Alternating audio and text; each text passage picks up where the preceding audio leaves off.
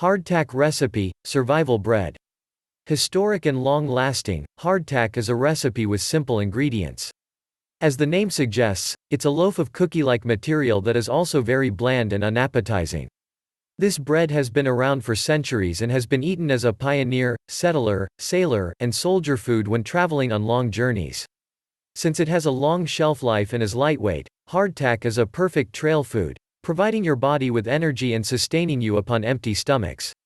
Initially, authentic hardtack was a staple food aboard sailing vessels and military campaigns in the 19th century. It was essentially unleavened bread that was easy to make, kept for long periods, and could be eaten without further preparation.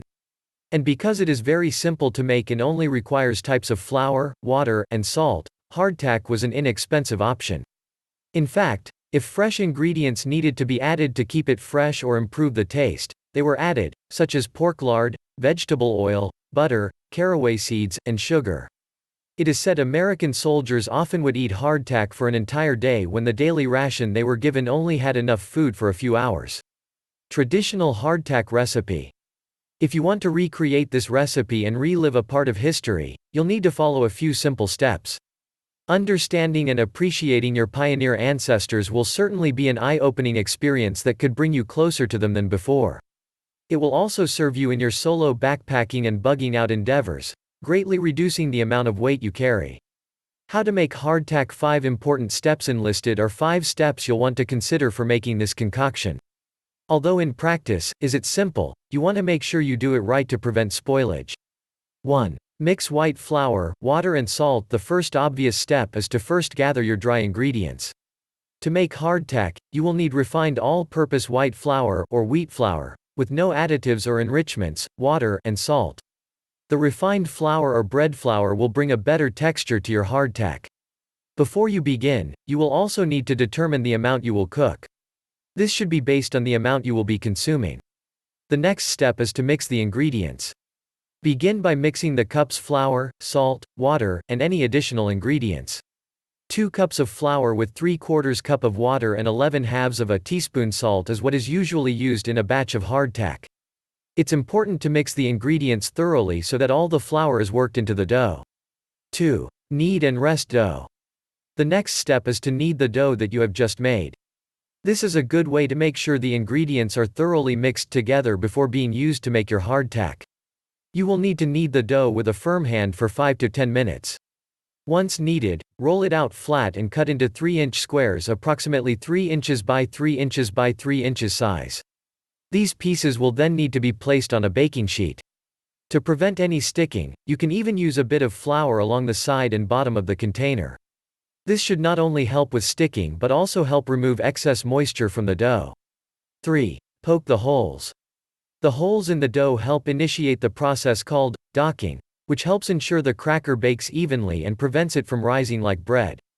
This was traditionally accomplished with bulky, menacing hand tools, until Civil War times, in which more efficient mechanical tools took over the process. Poking holes in the dough assist in evaporating excess moisture that can otherwise ruin the dough. This will give you softer bread once it's been baked, making it more appetizing. 9 to 12 holes should be made across and 3 inches apart. A toothpick works great for this. 4. Bake to perfection.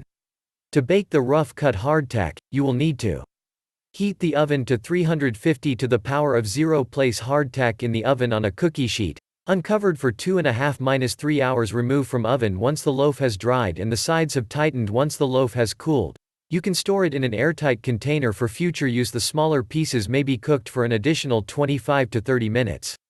This makes them crispy and tough, which is how hardtack is intended to be. You may want to experiment with this step because you can tailor your hardtack to any texture you want. Either way, once this is complete, the hardtack is done and ready to eat. 5. Let it cool and enjoy. The hardtack is ready to eat as is, but make sure it's well soaked in soup, milk, stew, or even water for approximately 5 to 10 minutes for the best taste and experience. When hardtack is made properly and stored properly, it can be stored for 1 to 2 years without spoiling. It's important to know how to keep your food fresh and prevent spoilage. Hardtack will make a good trail food if you add additional ingredients to it. In fact, it can be mixed and baked prior to you embarking on your adventure. Then, once you're on the trail and when you need your stomach to be filled, simply add a bit of honey or nut butter to give it some nutritional muscle and flavor to get your stomach to growl. Your hardtack can be packed flat, giving you a nice amount of room to pack all your survival gear. Conclusion. After you have tasted and even prepared the hardtack biscuits, you'll have a new appreciation for your ancestors. Some of the items they depended on each day were far more satisfying to eat than we might realize now. So, if you want to taste a piece of history, keep this recipe. Although hardtack isn't a delicacy, it can keep you alive. Just remember to consume some other foods along with it, like chicken or cold cuts in the soup. Remember, having a balanced diet is essential to a long and healthy life, and I hope this guide has helped you.